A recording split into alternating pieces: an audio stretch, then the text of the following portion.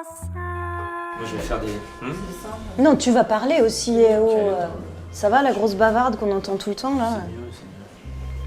C'est mieux, c'est mieux.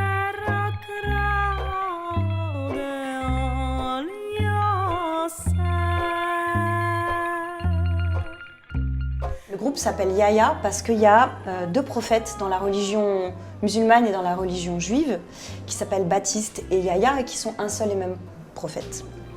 Du coup, l'idée du début du groupe, c'était de l'appeler Baptiste et Yahya comme deux amis qui se tiendraient la main en référence à ma double culture. Et quand on a échangé avec Michel Taïeb sur le sujet, il a dit on va faire que Yahya, ça ressemble à un cri de victoire et ce sera très bien, ce sera plus joyeux. Voilà. Yahya.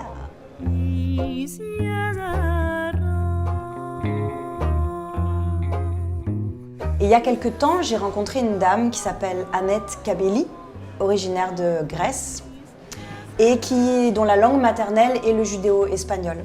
Donc j'ai rencontré cette femme pour avoir des bouts de cette langue sous forme de poèmes ou de chansons. Et en l'interviewant, on a découvert un personnage assez fort qu'on a eu envie d'emmener avec nous sur le plateau. Donc on a extrait des bouts d'images documentaires de cette femme et on a fabriqué tout un spectacle autour de ces extraits documentaires. Et on fait le lien entre les anecdotes de sa vie, elle qui chante, les chansons que lui chantait sa maman, et puis sa maman encore avant, et son récit.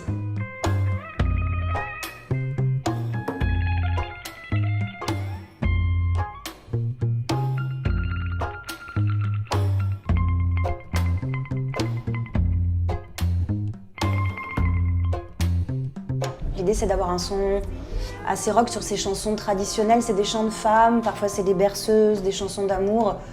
Un univers comme ça assez doux, a priori, qui est plutôt incarné par la voix et qu'on vient déranger, bousculer avec du rock'n'roll, avec des pédales, avec un son de guitare électrique quand même assez moderne, rock. Voilà, donc l'idée de la musique de Yahya, c'est pareil, c'est déjà une rencontre entre ces deux choses qui, a priori, sont moins de liens que ce qu'on pourrait imaginer.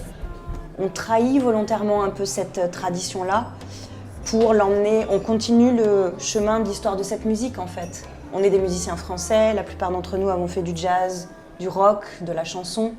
Et c'est avec tout ce dont on s'est nourri durant notre vie de musicien qu'on aborde ce répertoire.